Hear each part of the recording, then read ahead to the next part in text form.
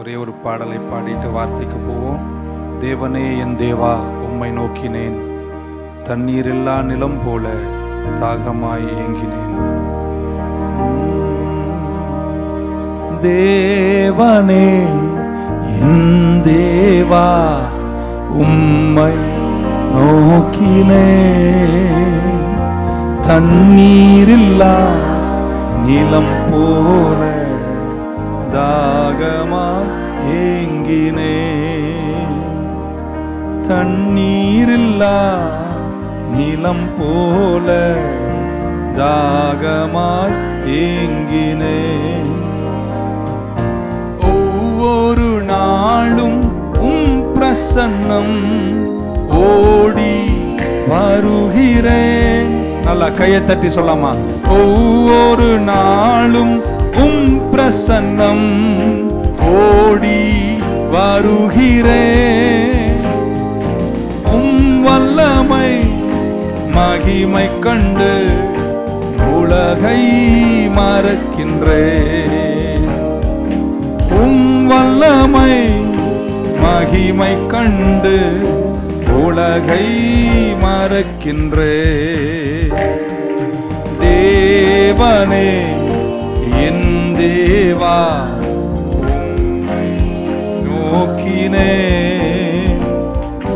தண்ணீரில்லா நிலம் போல தாகமாய் ஏங்கினேன். தண்ணீரில்லா நிலம் போல தாகமாய் ஏங்கினேன். ஜீவனை பார்க்கிலும் உம் கிருபை எனக்கு, ஜீவனை பார்க்கிலும் உம் கிருபை எனக்கு போதுமே. உதடுகளால் துதிக்கின்றே உலகை மறக்கின்றே. உதடுகளால் துதிக்கின்றே உலகை மறக்கின்றே. தேவனே என் தேவா உம்மை நோக்கினேன், தண்ணீரில்லா நிலம் போல தாகமாய். தண்ணீரில்லா நிலம் போல தாகமாய் எனது ஆன்மா தொடர்ந்து உம்மை பற்றி கொண்டது. எனது ஆன்மா தொடர்ந்து உம்மை பற்றி கொண்டது. வலக்கரமோ என்னை நாளும் தாங்கி கொண்டது.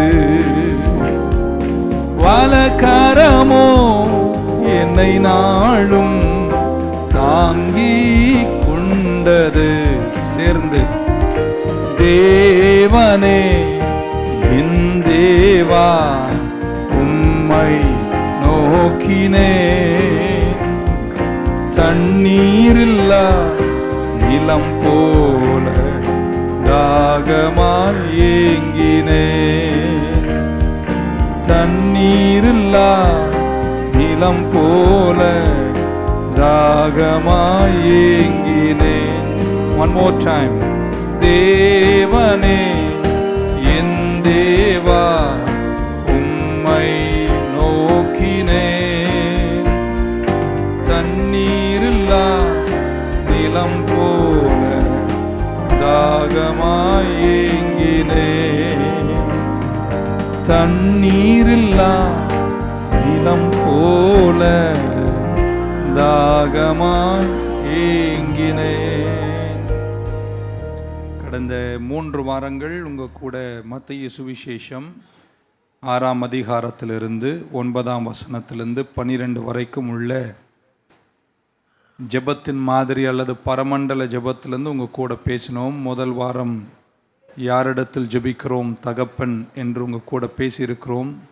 The second week the petition, அந்த ஜெபம் முழுவதிலுமே வேண்டுதல்கள் தான் இருக்கின்றன. போன வாரம் த ப்ரொவிஷன் ஆஃப் ப்ரேயர், அதில் நம் தேவைகளை அனுதினமும் எவ்ரிடே என்று நாம் பார்த்தோம். இன்னைக்கு அடுத்த வசனத்தை அதில் வாசிக்க போகிறோம். எல்லாரும் சேர்ந்து மத்தேயு சுவிசேஷம் 6ஆம் அதிகாரம் வாசிப்போம். பரமண்டலம் இருக்கிற எங்கள் எல்லாரும்னு சொன்னேன். எல்லாரும்னா எல்லாரும் ஓகே. பரமண்டலம் இருக்கிற எங்கள் பிதாவே, உம்முடைய நாமம் பரிசுத்தப்படுவதாக, உம்முடைய ராஜ்யம் வருவதாக, உம்முடைய சித்தம் பரமண்டலத்தில் செய்யப்படுவது போல் பூலோகத்திலும் செய்யப்படுவதாக. எங்களுக்கு வேண்டிய ஆகாரத்தை இன்று எங்களுக்கு தாரும். எங்கள் கடனாளிகளுக்கு நாங்கள் மன்னிக்கிறது போல எங்கள் கடன்களை எங்களுக்கு மன்னியும். எங்களை சோதனைக்குட்படுத்தாமல் தீமை நின்று எங்களை ரட்சித்து கொள்ளும். ராஜ்யமும் வல்லமையும் மகிமையும் என்றென்றைக்கும் உம்முடையவைகளே, ஆமென். ஸோ இன்னைக்கு ஜெபத்தில் இருக்கிற பார்டன், மன்னிப்பை குறித்து நாம் பேச போகிறோம். மத்தேயு 6ஐயும் மத்தேயு 18ஐயும் ஆதாரமாய் கொண்டு நம்ம இந்த வார்த்தை ரொம்ப முக்கியமானது திருச்சபைக்கு. அதில் 12ஆம் வசனத்தில் இப்படி சொல்கிறார், forgive us our debts, இங்கிலீஷில் as we forgive those our debtors, எங்கள் கடனாளிகளை நீர் எங்கள் கடன்களை மன்னித்தது போல. forgive us our debts as we forgive our debtors. 12ஆம் அதிகாரம் எவ்வளோ முக்கியம்னா, 13ஆம் அதிகாரத்தில் பரமண்டல ஜெபம் முடிகிறது. 14ஆம் வசனத்தில் மீண்டும் அதே வார்த்தையை, அந்த மன்னிப்பு எவ்வளோ முக்கியம்னா 14-15 அதே அதிகாரத்தில் இப்படி சொல்கிறார், if you forgive men their trespasses, மனிதர்களுக்கு அவங்க மீறுதல்கள் நீங்கள் மன்னிச்சா உங்கள் பரம தகப்பன் உங்களையும் மன்னிப்பார். But if you forgive not men their trespasses, நீங்கள் அவங்க மீறுதல்களை மன்னிக்கலைன்னா உங்கள் பரம தகப்பனும் உங்கள் மீறுதல்களை மன்னிக்க மாட்டார். பக்கத்தில் ஒருத்தர்கிட்ட சொல்லுங்கள், உன்னை மன்னிக்கிறேன்னு சொல்லுங்கள் பார்க்கலாம். எல்லாம் ஒரு ஆழம். அந்த வார்த்தையை திரும்ப இயேசு எடுத்து சொல்லி, உங்கள் கடன்களை அவர் மன்னித்தது போல பிறருடைய கடன்களை நீங்களும் மன்னிக்க வேண்டும் என்று சொல்கிற அந்த அழகான வார்த்தை, அதில் ஆழங்கள் ஏராளம் உண்டு. நீங்கள் அவங்கள ரிலீஸ் பண்ணலைன்னா பிதாவாகி தேவன் உங்களை ரிலீஸ் பண்ண மாட்டாராம். ஸோ மன்னிப்பு ரொம்ப முக்கியம். இந்த சபை கேட்க வேண்டிய ரொம்ப முக்கியமான செய்தி. ஸோ நம்ம 2 வார்த்தைகள். நம்பர் 1, கன்ஃபெஸ் யோர் டெட்ஸ், உங்கள் குற்றங்களை அல்லது கடன்களை நீங்கள் அறிக்கை செய்ய வேண்டும். இந்த இடத்தில் பயன்படுத்தப்பட்ட டெட்ஸ் அல்லது கடனாளிகள் என்ற கிரேக்க வார்த்தை 2 முறைதான் புதிய ஏற்பாட்டில் சொல்லப்பட்டிருக்கு. ஒன்று மத்தேயு 18, இந்த இடத்துலையும் கடன்கள் என்று வாசிக்கிறோம். மற்ற இடத்தில் பயன்படுத்தின கடன்கள் என்ற வார்த்தைக்கு அர்த்தம் a loan you can repay. கடன் இருக்கு, நியாயமான கடன், ஆனால் அதை திரும்ப செலுத்தக்கூடிய திறன் உங்களுக்கு இருக்கு. you are able to repay. ஆனால் இந்த பரமண்டல ஜெபத்தில் சொல்லப்பட்ட கடன்கள் என்ற வார்த்தைக்கு அர்த்தம் உங்களால் திரும்ப செலுத்த முடியாத கடன் என்று அதன் கிரேக்க அர்த்தம் சொல்லுகிறது. நியாயமான கடன் இருக்கு, it's a justly due loan but you can never repay it. உங்களால் ஒரு நாளும் அந்த கடனை கொடுத்து முடிக்க முடியாது என்ற கிரேக்க அர்த்தம் சொல்லப்படுவதே எவ்வளோ ஆச்சரியம். It is justly and legally due but you have no power to repay the debt. அந்த கடனை கொடுக்கக்கூடிய திறன் உங்களுக்கு இல்லை. பேங்க்ரப்சி டெட், காலி ஆயிட்டிங்க, உங்களால் அதை எந்த விதத்திலும் திரும்ப கொடுக்க முடியாது என்ற நிலை பார்க்கிறோம். ஸோ செலுத்தக்கூடிய கடன் இருக்குது, செலுத்த முடியாத கடன் இருக்குது. இந்த பரமண்டல ஜெபத்தில் சொல்லப்பட்ட கடன் என்ற வார்த்தை நீங்கள் ஒரு நாளும் திரும்ப செலுத்த முடியாத கடன். நல்ல வேளை நீங்கள் கர்த்தர்கிட்ட வந்திருக்கீங்க. ஸோ மன்னிப்பை நம்ம நன்று புரிந்து கொள்ள வேண்டும். பிறரை நீங்கள் மன்னித்தால் நீங்கள் உங்களை மன்னிப்பீர்கள். If you learn to forgive others or if you have a problem forgiving others, மற்றவங்களை மன்னிக்க முடியலனா நீங்கள் உங்களால் மன்னிக்க முடியாது. என்னைக்கு உங்களால் மன்னிக்க முடியாதோ நீங்கள் தேவனிடத்தில் இரக்கத்தை பெற்றுக்கொள்ளவும் முடியாது. ஸோ நம்மளை மன்னிக்கணும், பிறரை மன்னிக்கணும். நீங்கள் அதற்கு பெற்றுக்கொள்ள வேண்டியது தேவ இரக்கத்தை. எத்தனை பேர் தைரியமாக இன்னைக்கு சொல்ல முடியும், என்னை அவர் மன்னித்தார்? So we have problem forgiving others, we have problem forgiving ourselves, and we are having problem forgiving ourselves because we are having problem receiving forgiveness from God. தேவ மன்னிப்பை பெற்றுக்கொள்ள தெரியாததனால் பிறரையும் மன்னிப்பதில்லை, நம்மையும் மன்னிப்பதில்லை. அதனால தான் எல்லா சைக்கலாஜிக்கல் ப்ராப்ளம், மனிதர்கள் இவ்வளோ கஷ்டப்படுவதற்கு காரணமே தேவன் தருகிற மன்னிப்பின் இரக்கத்தை பெற்றுக்கொள்ள தெரியாததனால். நீங்கள் 2 கையை உயர்த்தி தைரியமாக சொல்லுங்கள், கர்த்தர் என்னை மன்னித்தார். இந்த கடன், கையை கீழே போடுறோம், இந்த கடனை நீங்கள் ஒரு நாளும் கொடுக்கவே முடியாதாம். அதான் அந்த வார்த்தைக்கு அர்த்தம். ஆனால் நீங்கள் கொடுக்க முடியாத கடனை கர்த்தர் உங்களுக்கு மன்னிக்கிறார். ஸோ இந்த மன்னிப்பை, இந்த forgiveness யாரும் சம்பாதிக்க முடியாது, யாராலும் சம்பாதிக்க முடியாது. மத்தேயு சுவிசேஷம் 10:8, Matthew 10:8 இப்படி வாசிக்கிறோம், freely you have received, freely give அப்படின்றார். இலவசமாய் பெற்றுக்கொண்டீர்கள், இலவசமாய் கொடுங்கள். ஆமென். ஸோ நீங்கள் ஃப்ரீயாக பிறரை மன்னிக்கணும்னா நீங்கள் ஃப்ரீயாக அவருடைய மன்னிப்பை என்ன செய்ய வேண்டும்?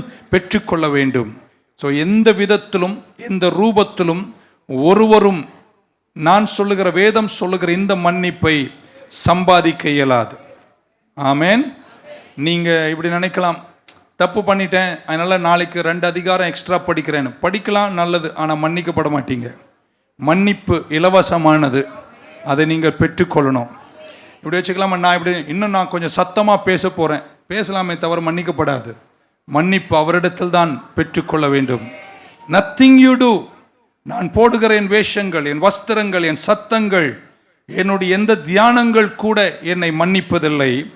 இந்த கொடுக்க முடியாத கடனை எனக்கு மன்னித்தது என் தேவாதி தேவன். அதை எத்தனை பேர் நீங்கள் தைரியமாக பெற்றுக்கொள்கிறீங்க?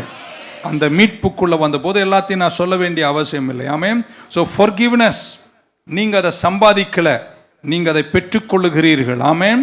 அதை பெற்றுக்கொள்ளுகின்ற போது இலவசமாய் பெற்றுக்கொண்டோம், இலவசமாய் அதை பிறருக்கும் கொடுக்க வேண்டும். பிறரை மன்னிக்கிற இருதயத்தை கர்த்தர் உங்களுக்கு இந்த காலத்தில் தருவாராக. சாத்தானை கடிந்து ஜெபிக்கணும். ஆமென். போராட்டங்களை கடிந்து ஜெபிக்கணும். ஆனால் மன்னிப்பு என்று நம்ம சகோதரன் கிட்ட வரும்போது அவர்களை மன்னிக்கிற இருதயத்தை கர்த்தர் உங்களுக்கும் எனக்கும் தருவாராக.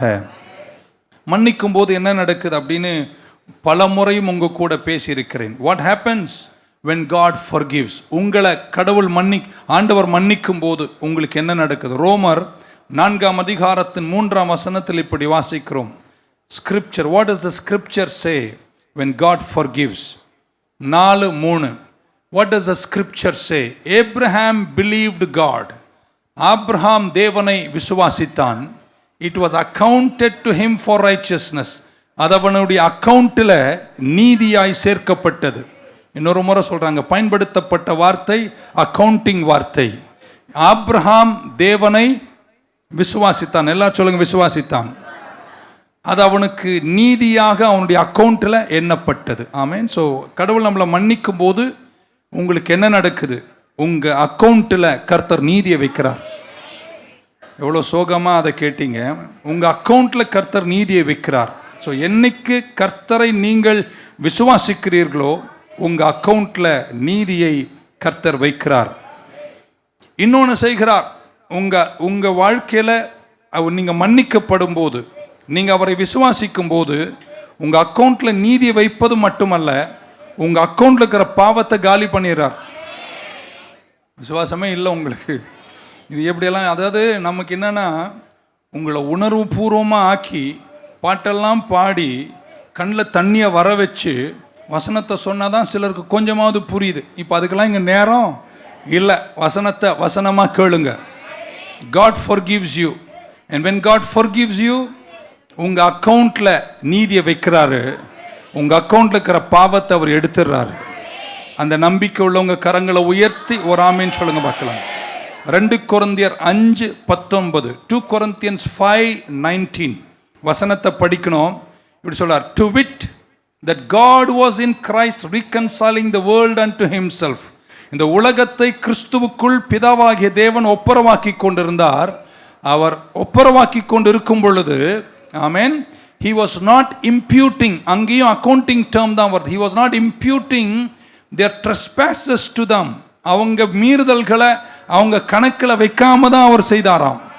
ஸோ ஆண்டவர் கர்த்தராகி இயேசு கிறிஸ்து பிதாவாகிய தேவனாலே உங்களுடைய பாவங்களை அவர் மன்னிக்கும் போது அல்லது பிதாவோடு உங்களை ஒப்புரவாக்கும் போது உங்க கணக்கில் பாவத்தை எடுத்து தான் ஒப்புரவாக்கி இருக்கிறார். தைரியமா பக்கம் பாவத்தை எடுத்துட்டாருங்க அப்படின்னு. Imputing, accounting, amen. அப்படின்னா not counting our sins against us, உனக்கு விரோதமாக இருந்த பாவத்தை உன் கணக்கில் நினைக்காமல் இருக்கிறார். நல்ல ஒரு அதுக்கு சந்தோஷமான ஆமேன்னு சொல்லாம. நீங்கள் நிறைய பேர் அதை சாதாரணமாக நினைக்கிறீங்களோ அப்படின்னு நினைக்கிறேன். நினைக்காதீங்க. ஸோ கர்த்தர் ஒப்புரவாக்கி கொண்டிருக்கும் போது when he was reconciling, அங்கே எழுதப்பட்ட வார்த்தை that God was in Christ reconciling Christians அப்படின்னு சொல்லலை, reconciling believers-னு சொல்லலை, reconciling children-னு சொல்லலை, he was reconciling the world.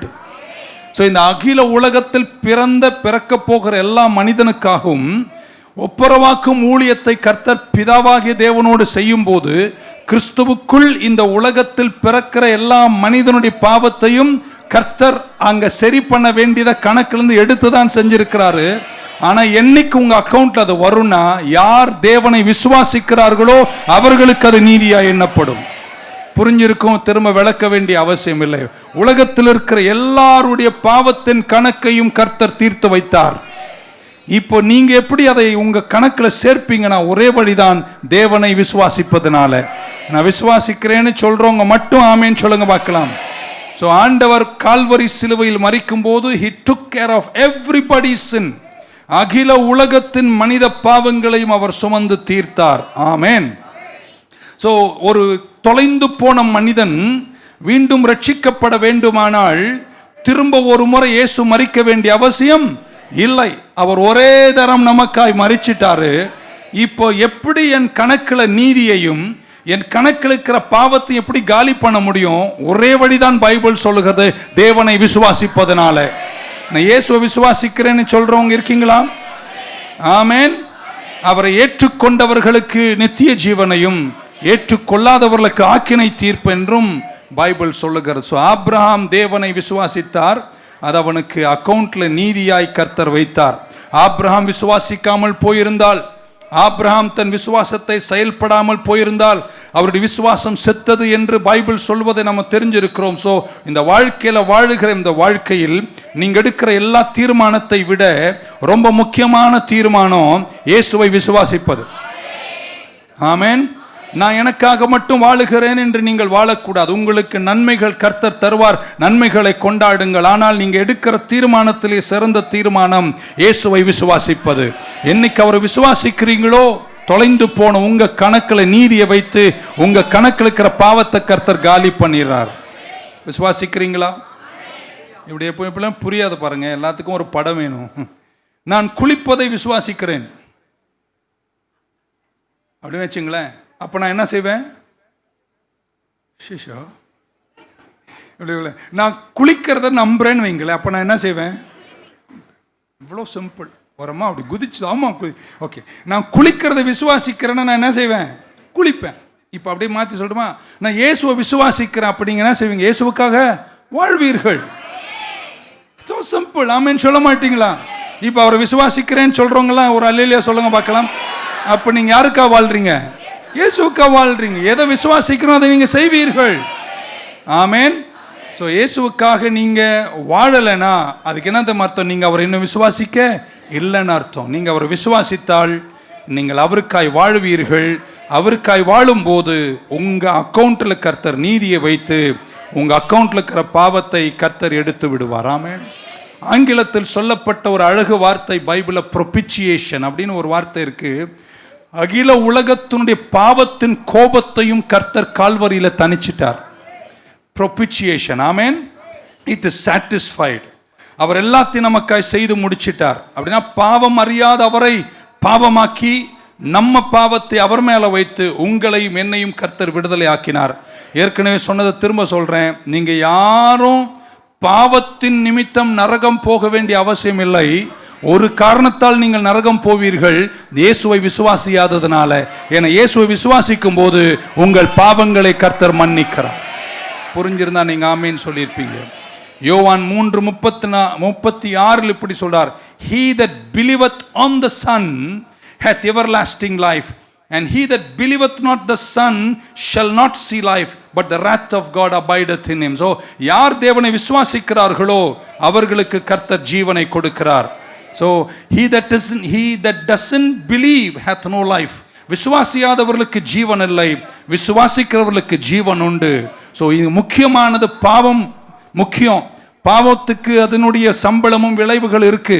ஆனால் எங்க தெரியுமா உங்க வெற்றி? நீங்க அவரை விசுவாசிக்கும் போது உங்க கணக்கில் கர்த்தர் நீதியை வைத்து உங்க கணக்கில் இருக்கிற பாவத்தை கர்த்தர் காலி செய்கிறார். கர்த்தர் என் பாவத்தை பரிகரித்தார் என்று நம்புறவங்க இருந்தால் கையை உயர்த்தி ஒரு ஆமேன்னு சொல்லுங்க பார்க்கலாம். ஸோ என் அக்கௌண்ட்டை பிளாங்கா வைக்கல, என் அக்கௌண்ட் இருக்கிற பாவத்தை எடுத்துட்டாரு.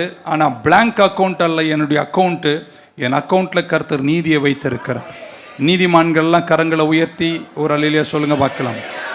ஸோ என்னுடைய அக்கௌண்ட்டில் இருக்கிற பாவத்தை எடுத்துட்டார்னா நீதி என் கணக்கில் வைத்து ஆமென் நம்ம நிறைவுள்ளவர்களாக இருக்கும். அப்போ ஏன் என்னுடைய கடன்களை, என் பாவத்தை நான் ஏன் அறிக்கை செய்ய வேண்டும் என்று நம்ம சிந்திக்க வேண்டியது அவசியம். 2 வார்த்தை சொல்கிறேன், ஆழமுள்ளவர்கள் புரியுங்க. நேரம் நமக்கு ரொம்ப கம்மி. பைபிள் படிக்கிற நமக்கு தெரியும், இங்கிலீஷில் 2 வார்த்தை இருக்குது. ஒன்று ஷெட்டிங் ஆஃப் த பிளட், ரத்தம் சிந்தினார். இன்னொன்று ரத்தம் தளிக்கப்படுகிறது. ஒன்று ஷெட்டிங், இன்னொன்று sprinkling. So shedding of the blood, sprinkling of the blood. நம்ம இந்த பூமியில் இருக்கிறோம், அவரை ஏற்றுக்கொண்டோம். ஏற்றுக்கொண்ட பின்பும் நீங்கள் சில நேரம் குற்றங்கள் செய்கிறீர்கள். ஒருத்தர் நீங்களாம் நல்லவங்க ஆமென், நான் மட்டும்தான் கேட்டவேன். ஓகே. எபிரேயர் 9:13-14, Hebrews 9:13-14, for if the blood of bulls and of goats and the ashes of an heifer sprinkling the unclean, அசுத்தமானவைகளை தளிப்பதற்கு, sanctifieth to the purifying of the flesh. Tamil படிக்க நேரம் இல்லை, இங்க தளிப்பதை குறித்து வாசிக்கிறோம். எப்பெல்லாம் அசுத்தம் வருதோ அப்பொழுதெல்லாம் தளிக்கப்படுகிறது. இப்போ உங்களுக்கு 2 வார்த்தை சொல்றேன். ரத்தம் சிந்தப்பட்டது, ஆனால் எப்பெல்லாம் குற்றம் செஞ்சு என் மனசாட்சி துர்மனசாட்சியாய் மாறுகிறதோ அப்பொழுது என் துர்மனசாட்சியை சுத்தமாக்குவதற்கு ஷெட்டிங் ஆஃப் த பிளட் இருக்கு, ஆனால் ஸ்ப்ரிங்க்லிங் தேவை. 9:14 வாசிக்கிறேன். How much more shall the blood of Christ, who through the eternal Spirit offered himself without spot to God, to purge your conscience from dead works, செத்த கிரியைகளுக்கு உங்கள் மனசாட்சியை சுத்திகரிக்க அவருடைய ரத்தம் தெளிக்கப்படுகிறது. புரியல? மனசாட்சி எல்லாம் சொல்லுங்க. மனசாட்சி தப்புன்னு ஒன்று செஞ்சா நமக்கு என்ன செய்யுங்க? மனசாட்சி வேலை செய்யும். இருக்குதுங்களா? இந்த மனசாட்சி துர்மனசாட்சியாய் மாறும்போது விசுவாசியாய் இருக்கிற நீங்க இந்த துர்மனசாட்சியை சுத்திகரிக்க வேண்டுமானால் தளிக்க சிந்தப்பட்டது ரத்தம் உண்மைதான், ஆனால் சிந்தப்பட்ட ரத்தத்தை துர்மனசாட்சி வரும்போது செத்த கிரியைகள் அற உங்களை சுத்திகரிப்பதற்கு ரத்தம் தளிக்கப்பட வேண்டும். பக்கத்து சொல்லுங்க, இயேசுவின் ரத்தம் ஜெயம் அப்படி சொல்லுங்க. இப்போ எபிரேயர் 10:22 வாசிக்கும் போது நீங்க புரிஞ்சுப்பீங்க. வீட்டில் போய் திரும்ப ஒரு 10 வாட்டி படிங்க. Let us draw near with a true heart in full assurance of faith, having our hearts sprinkled from an evil conscience and our bodies washed with pure water. விசுவாசிகளாகிய நம்ம பாவம் செய்யும் போது என்ன ஒரு அமைதி காலையில் பாவம் செய்யும் போது இந்த மனசாட்சி நம்மை உணர்த்துகிறது. கான்ஷியஸ் கன்விக்ஸஸ். மனசாட்சி என்கிட்ட ஏதோ சொல்லுது, நீ தப்பு செஞ்சிருக்கேன்னு எனக்கு சொல்லுகிறது. சொல்லுகின்ற போது சாத்தான் நம்மை குற்றம் சாட்டுகிறான், நீங்கள் பாவி என்று நம்மை தீர்க்க தொடங்குகிறான். அப்படிப்பட்ட நேரங்களில் உங்கள் துர்மனசாட்சி சுத்திகரிக்கப்பட ஆமென் சிந்தப்பட்ட ரத்தத்தை நீங்க அப்ளை பண்ண வேண்டும். நீங்க ஸ்பிரிங்கிள் பண்ணணும்னு சொல்றாரு. எதற்காக? நீங்கள் டெட் ஒர்க் என்றார், செத்த கிரியைகள் இல்லாமல் சுத்திகரிக்கப்படணும் என்றார். அப்படின்னா என்ன அர்த்தம்னா, நீங்க மன்னிக்கப்படணும்னா, உங்க கணக்கில் இருக்கிற பாவம் தீரணும்னா, உங்க மனசாட்சியை நீங்க தப்பு செஞ்சேன்னு உங்களை சொல்லும். சில மனசாட்சியே கிடையாது பாருங்க.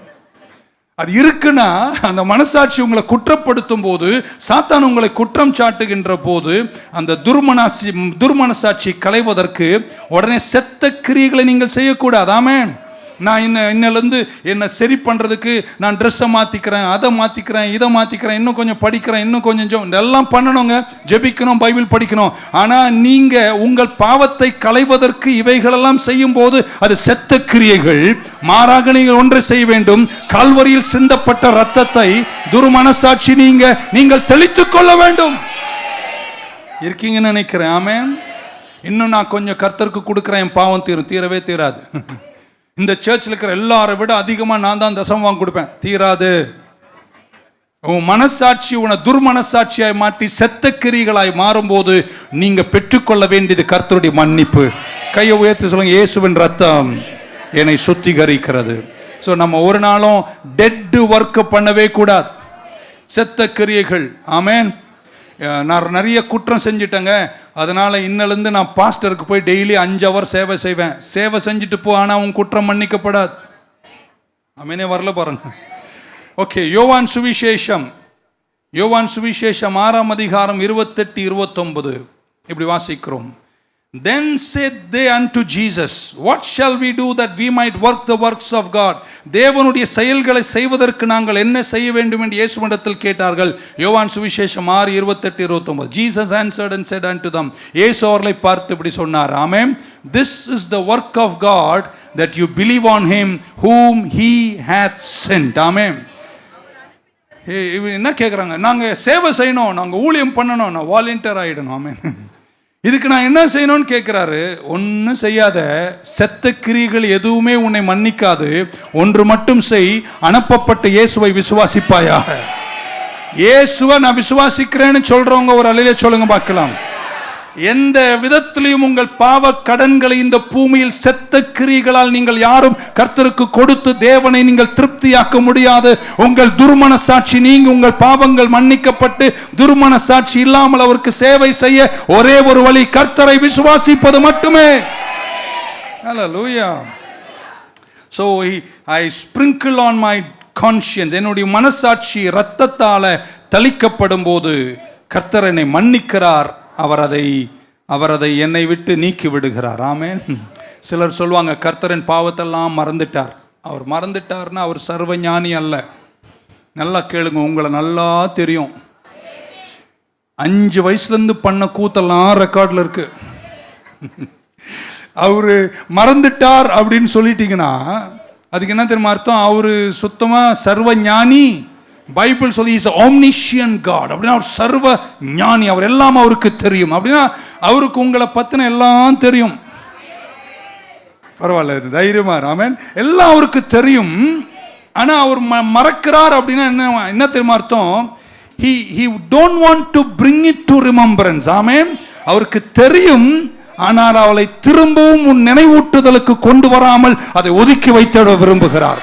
அதனாலதான் இப்படி சங்கீதக்காரர் சொன்னார், கிழக்குக்கும் மேற்குக்கும் எவ்வளவு தூரமா அவ்வளவு தூரமா உன் மீறுதல்களை கர்த்தர் மன்னிக்கிறார். ஒரு ஆமீன் சொல்ல மாட்டீங்களா?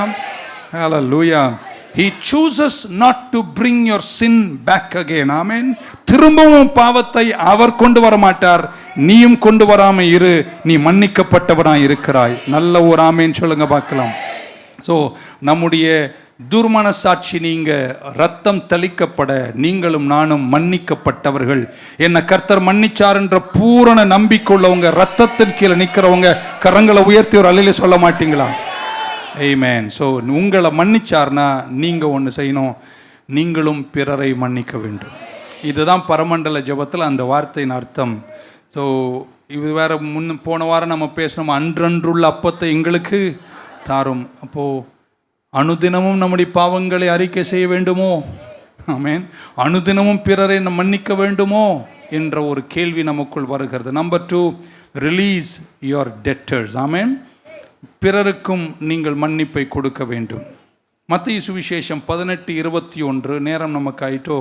21:22 பேதுரு இயேசு கிட்ட வந்து இப்படி கேட்டார், ஆண்டவரே, lord, how often shall my brother sin against me? எனக்கு விரோதமாக எத்தனை முறை தான் என் சகோதரன் எனக்கு தீங்கு செய்வான், நானும் எத்தனை முறை தான் அவனை மன்னிக்கணும்? இப்படி கேட்டு ஸ்பிரிச்சுவலாக ரொம்ப ஆழமாக கேட்குறாரு. 7 முறை மன்னிக்கலாமா அப்படின்னு கேட்குறாரு. அப்படின்னா என்ன, பேதுரு பற்றி உங்களுக்கு தெரியும். அவர் என்ன சொல்கிறாரு, Jesus saith unto him, I say unto you not 7 times, but until 70 times 7. ஆமென். 70 முறை மன்னிக்கணுன்றார். பீட்டர் கேட்குற கேள்வி என்ன தெரியுங்களா, ஒருத்தன் என்ன துரோகம் பண்ணுறான், என்னை ஒரு மாதிரி பண்ணுறான்னா ஒரு 7 முறை மன்னிக்கிற ஆண்டவரே, 8வது முறை மூக்காட்சி உடச்சிட்றான்றான். ஆண்டவர் சொல்றாரு, 7 முறை இல்லை, 70 முறையும் நீ என்ன செய்யணும், மன்னிக்கணும். ஆண்டவர் அதான் கேட்குறார். பீட்டருடைய கேள்வியை நான் அப்படி தான் புரிஞ்சுக்கிறேன். 7 முறை நான் மன்னிப்பேன் ஆண்டவர், 8வது முறை பண்ணான்னு வச்சுக்கோ, நான் பீட்டரா மாறிடுவேன். அப்போதான் இயேசு சொல்றார், நீ பிறர் எவ்வளோ தூரம் மன்னிக்கணும்னா 70 முறை. இந்த 7x7 என்ற வார்த்தை எபிரேயர்களுக்கு நன்று புரிந்த வார்த்தை. நேரம் நமக்கு ஆயிற்று. ஆதியாகமம் 4:23 24 இப்படி வாசிக்கிறோம். லேமெக் said unto his wives, Adah and Zillah, hear my voice, you wives of Lamech, hear unto my speech, for I have slain a man to my wounding. என்னை காயப்படுத்தவனை நான் வெட்டி சாச்சிட்டேன். And the young man to my hurt. If Cain shall be avenged 7-fold, truly Lamech 70 and 7-fold. ஒருத்தன் எனக்கு துரோகம் பண்ணா, எனக்கு தீங்கு செஞ்சான், நான் அவனை வெட்டி சாச்சிட்டேன். நான் அவனுக்கு பழி வாங்குதல் எவ்வளோ கொடுத்துருக்கேன்னா 70 முறை. ஸோ இந்த 70 என்றது இஸ்ரவேல் ஜனங்கள் நிறைய பயன்படுத்தக்கூடிய ஒரு வார்த்தை. ஸோ அவர் என்ன சொல்றார், லாமேக்கு, எனக்கு துரோகம் செஞ்சவனுக்கு நான் எவ்வளோ ரிட்டர்ன் கொடுப்பேன்னா 70 முறை ரிட்டர்ன் கொடுப்பேன்றான். பைபிள் அப்படியே ஆப்போசிட்டாக கர்த்தர் சொல்றாரு. பீட்ரு கேட்குறாரு, எத்தனை முறை மன்னிக்கணும்னு. கர்த்தர் சொல்றார், 70 முறை பழிவாங்குதலை கொடுக்காத, மன்னிக்க கற்றுக்கோன்ட்டார். ஒரு அல்லேலூயா சொல்வீங்கன்னு நினைச்சேன். நாமே ஹல்லேலூயா. இப்படி சொல்லட்டுமா, எனக்கு நீ தீங்கு செஞ்சா கடவுளுக்கு கிருபை தருவாராக. எனக்கு நீ துரோகம் செஞ்சா கர்த்தர் உன்னை ஆசீர்வதிப்பாராக. வரமாட்டேங்குது ஒண்ணுமே. ஆமென். எனக்கு நீ கஷ்டத்தை கொடுத்தினா கர்த்தர் உன்னை ஆசீர்வதிப்பாராக என்று சொல்லி மத்தேயு சுவிசேஷம், நேரமில்லை, படிக்க மட்டும்தான் நேரம் இருக்கு. 18:23 வரைக்கும் வாசிக்கும் போது இப்படி வாசிக்கிறோம். Therefore is the kingdom of heaven. தேவராஜ்யம் இப்படிப்பட்டது. ஒரு குறிப்பிட்ட ராஜா இருந்தார். அவருடைய வேலைக்காரர் ஒருத்தனுக்கு, ஆமென், 10,000 தாலந்து கடன் இருந்துச்சாம். எத்தனை 1000 தாலந்துங்க? 10,000. ஒரு கணக்கு சொல்லுகிறது, அது $52 மில்லியன். ஆமென். பல 100 கோடி ரூபாய்கள் அது இருந்துச்சு. அவன் வந்து மன்னிப்பு கேட்டான். ஆண்டவரே, என்னை மன்னியும், என் மனைவி, என் பிள்ளைகள், இந்த கடனை என்னால் கொடுக்க முடியாது என்று சொல்லி அவன் தாழ விழுந்து பணிந்து ஆராதித்தானாம். அன்புள்ள எஜமானன், அன்புள்ள ராஜா என்ன செய்தாராம், அவரை என்ன செய்தார், மன்னித்தாராமே. He was moved with compassion, loosed him and forgave him his debt. But the same servant went out and found one of his fellow servants which owed him 100 pence. வெறும் 100 பென்ஸ் தான் கொடுக்க வேண்டி இருந்துச்சு. ஆனால் அவன் கையை அவன் மேலே வைத்து அவன் தொண்டையை பிடிச்சி அவனை அடித்து அவனை ஒரு வழி பண்ணதுனால இதை கண்ட ராஜா சொன்னாராம், நான் உனக்கு $52 மில்லியன் மன்னிச்சேன், உன்னால் $200 மன்னிக்க முடியலனா திரும்ப அவனை கட்டி சிறையில் போட்டு துன்புறுத்துகளுக்கு முன்னே வைத்தார் என்று சொல்லப்படுகிற அர்த்தத்தை புரிந்து கொண்டால் பரமண்டலத்தில் என்ன சொல்கிறார், நீ பிறரை மன்னிச்சா உன்னை நானும் மன்னிப்பேன். உன் கடனாளிகளுக்கு நீ மன்னிப்பை கொடுத்தால், ரிலீஸ் பண்ணா, உன்னையும் நான் கடன்களை தீர்ப்பேன், உன்னை நான் ஆசீர்வதிப்பேன். ஆனா நீ செய்யலனா உன்னையும் நான் துன்புறுத்தலுக்கு வைப்பேன்ட்டார். புரிஞ்சிருந்தா நீங்க ஆமீன் சொல்லியிருப்பீங்க. மனுஷனுக்கு இருக்கிற எல்லா பிரச்சனைக்கும் காரணம் கசப்பு தான். உங்களுக்கு இருக்கிற சரீரப்பாடுகள், உங்கள் உணர்வுகள், உங்கள் மனப்பாங்கு, உங்கள் ஆட்டிடியூட் எல்லாம் கெட்டு தொலைஞ்சு போய் கோபத்திலையும் குரோதத்திலையும் நிறைய பேர் வாழ்கிறதுக்கு காரணமே கசப்புகள். இன்னைக்கு காலையில் உங்களை உற்சாகப்படுத்துகிறேன், ரிலீஸ் பண்ணுங்க. ஆமேன்னு சொல்ல மாட்டீங்களா? கிறிஸ்தவ அடிமைத்தனத்துக்கு முதல் ரீசன், ஆமீன், என்னுடைய ஒப்பீனியன்ல bitterness, unforgiveness, கசப்பு, மன்னிக்க முடியாத தன்மையை நிறைய பேர் இதயத்தில் வைத்துக் கொண்டு இருப்பதனால்தான் நீங்கள் கட்டுக்குள் இருக்கிறீர்கள். இன்னைக்கு காலையில இயேசுவின் நாமத்தில் சிலரெல்லாம் மன்னிச்சு போங்கன்னு விட்டுட்டாலே உங்களுக்கு கர்த்தர் பெரிய விடுதலை தந்துவார் என்று நம்புகிறேன். சில அற்புதங்கள் நடந்துரும், சில கற்பக்கனிகள் பிறக்கும், சில விஷயங்கள்லாம் கர்த்தர் செய்வார். Forgive, release it. பாஸ்டர், அவன் செஞ்ச துரோகத்துக்கு 100 வருஷம் ஆனாலும் விட்டுரு. யாருக்கு தெரியும், அந்த 100 வருஷம்னு சொல்ற விஷயத்துக்கு கடவுள் உன்னை ஆசீர்வதிக்கும் போது அதெல்லாம் மறக்கக்கூடிய தன்மையில கர்த்தர் உன்னை வைப்பாரு. பிறரை நீங்கள் மன்னித்தால் அவர் உங்களை மன்னிப்பார். என் பிதா உங்களை துன்புறுத்தலுக்கு தூரமாய் வைப்பாரு. உங்களுக்காக அவர் மரித்ததனால், ஆமீன் சொல்ல மாட்டீங்களா, உங்கள் கதவை திறந்து உங்களை விடுதலை ஆக்குவார். நீங்க மன்னிக்கலனா உங்களை மன்னிக்க மாட்டார், நீங்க மன்னிச்சா உங்க கதவை திறப்பார். 2 கள்ளர்கள் இயேசுவின் பக்கத்தில் மரிக்கிறார்கள். 2 பேருமே திருடர்கள் என்று பைபிள் சொல்லுகிறது. ஆனால் இன்னொருத்தன் சிறைக்குள்ள இருக்கிறான். அவருடைய பேர் பரபாஸ். அவன் சிறை கதவை அடைக்கப்பட்டிருக்கு. அவன் திருடது மட்டுமல்ல, திருடும்போது கொலையும் செய்திருக்கிறான். அவ்வளோ குற்றம் புரிந்தவன் உள்ளே இருக்கிறான். ஆனால் இயேசு சிலுவையில் மரிக்கும் போது, உங்களுக்கு தெரியும், அதன் வித்தியாசங்களை சொல்லி முடிச்சிடுறேன். எல்லாரும் ஆர்ப்பரிக்கிறார்கள். அங்கே திடீரென்று அந்த சிறையின் கதவை திறந்து பரபாஸை அதிகாரிகள் சந்திக்கிறார்கள். பரபாஸ் கேட்கிறார், ஏன் என்னை சந்திக்க வந்தீர்கள்? உனக்காக இன்னொருத்தர் அங்கே மரிக்கிறனால உன் கதவை நாங்கள் திறந்து விடுகிறோம் என்றார். இன்னைக்கு எத்தனை பேர் நம்புறீங்க? உங்களுக்காக அவர் மரித்ததனால உங்க சிறையின் கதவை கர்த்தர் திறக்கிறார். You are free, you are forgiven, you are free to live in this life. குமாரன் உங்களை விடுதலை ஆக்கினார். மெய்யாகவே எங்க உங்க சிந்தனையில கட்டு, எங்க உங்களுக்கு பாண்டேஜ், எங்க வருத்தத்தில் வாழ்றீங்க? மன்னிக்கணும். மன்னிப்பில்லாத ஒரு தன்மை. இன்னைக்கு இந்த இடத்தை விட்டு போகும்போது 100 முறை சொல்லிட்டு போங்க, அவர் என்ன மன்னிச்சாருங்க. நீங்க கொடிய எல்லா பாவங்களையும் மன்னிச்சிட்டாரு. ஆபிரகாம் தேவனை விசுவாசித்த போது அவன் அக்கவுண்ட்ல நீதியை வச்ச மாதிரி என் அக்கவுண்ட்ல இருக்கிற பாவத்தை பிளாங்க் பண்ணிட்டு என் அக்கவுண்டை இன்னொன்னு நாள் நிரப்பினாரு. தேவன் நீதியில நிரப்பினாரு. இனி நான் செய்கிற சேவை தேவனுடைய அப்பீஸ்மெண்ட்டுக்காக நான் செய்கிற சேவை அல்ல, இனி நான் செய்வது நீதியிலிருந்து செய்கிற சேவை. நீங்கள் மன்னிக்கப்பட்டவர்கள். You are already forgiven. மன்னிக்கப்பட்டவன் நீங்க. பிறரையும் என்ன செய்யுங்க? மன்னிங்கள். பழி வாங்குதல் யாருடையது? ரொம்ப முடியலையா அவர்கிட்ட போய் சொல்லுங்க, இவன் இப்படி பண்ணிட்டே இருக்கிறா, அவன் இப்படி பண்ணிட்டே இருக்கான்னு சொல்லிட்டு கசப்பை ஹோல்டு பண்ணாதீங்க, விட்டுடுங்க. ஆமேன்னு சொல்ல மாட்டீங்களா? அந்த மனசாட்சியை நல்லா வைங்க, நல்லா சிரிங்க. ஆமேன். முகம் நல்லா வைங்கோ. சர்ச்சில் வந்து கூட சில முகத்தை பார்த்தீங்களா, இந்த ஜெபம் பண்ணும்போது கூட அப்படிதான். நீங்கள் கடிந்து ஜெபம் பண்ணும்போது கூட முகம் நல்லா வச்சுக்கோங்க. ஏன்னா மன்னிக்க சொல்கிறார் கர்த்தர். அதனால் பரமண்டல ஜெபத்தில் இப்படி சொன்னார், உங்கள் கடன்களை அவர் மன்னித்தது போல நீங்கள் பிறர் கடன்களை மன்னிப்பீர்கள், அப்பொழுது என் பிதா உங்களை ஆசீர்வதிப்பார். உங்கள் கட்டுகள்லாம் தீரும், உங்கள் பிரச்சனை தீரும். கடன் மன்னிக்கப்பட்டவன் பிறனை மன்னிக்காத போது பைபிள் சொல்லுகிறது, அவர் மீண்டும் அவனை சிறையில் வைத்து துன்புறுத்துகிறவர்கள் கையில் ஒப்பு கொடுத்தார்களாம். திரும்பி அவன் கையில் நம்ம போனோமா? வேணாம்ல.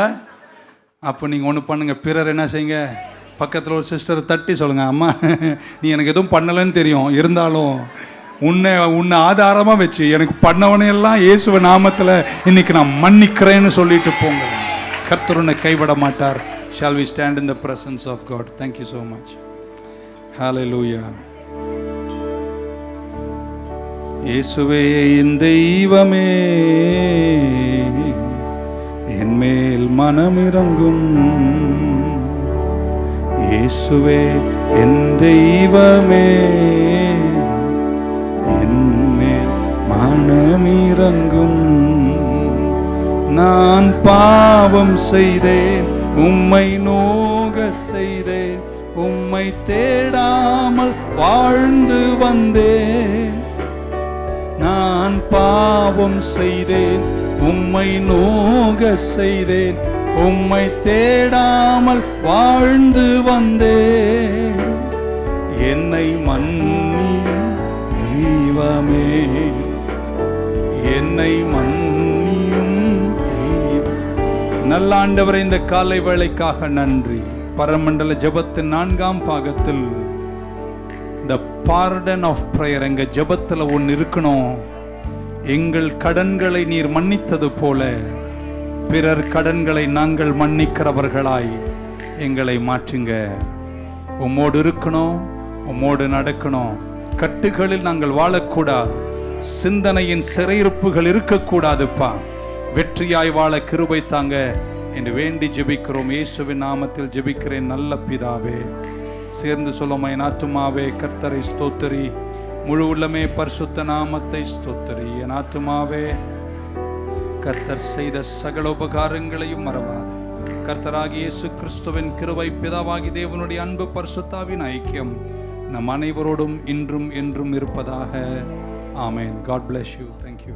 தேவனே என் தேவா, உம்மை நோக்கினே, தண்ணீரில்லா நிலம் போல தாகமாய் ஏங்கினேன். தண்ணீரில்லா நிலம் போல தாகமாய் ஏங்கினேன்.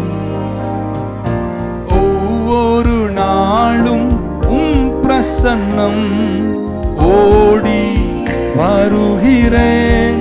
நல்லா கையை தட்டி சொல்லாமா, ஒவ்வொரு நாளும் உம் பிரசன்னம் ஓடி வருகிறேன். உம் வல்லமை மகிமை கண்டு உலகை மறக்கின்றேன். உம் வல்லமை மகிமை கண்டு உலகை மறக்கின்றேன். தேவனே என் தேவா, நோக்கினேன்.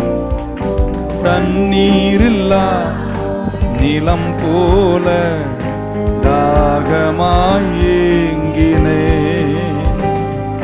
தண்ணீரில்லா நிலம் போல தாகமாய் ஏங்கினேன். ஜீவனை பார்க்கிலும் உம் கிருபை எனக்கு, ஜீவனை பார்க்கிலும் உம் கிருபை எனக்கு போதுமே. உதடுகளால் துதிக்கின்றே, உலகை மறக்கின்றே. உதடுகளால் துதிக்கின்றே, உலகை மறக்கின்றேன். தேவனே என் தேவா, உம்மை நோக்கினேன். தண்ணீரில்லா நிலம் போல தாகமாய், தண்ணீரில்லா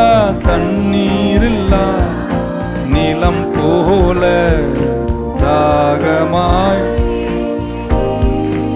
எனது ஆன்மா தொடர்ந்து உம்மை பற்றி கொண்டது. எனது ஆன்மா தொடர்ந்து உம்மை பற்றி கொண்டது. வலக்கரமோ என்னை நாளும் தாங்கி கொண்டது. வலக்கரமோ என்னை நாளும் தாங்கி கொண்டது. சேர்ந்து தேவனே என் தேவா, உம்மை நோக்கினேன். தண்ணீரில்லா நிலம் போல தாகமாய் ஏங்கினேன். தண்ணீரில்லா நிலம் போல தாகமாய் ஏங்கினேன். One more time. தேவனே என் தேவா, உம்மை நோக்கினேன். தண்ணீரில்லா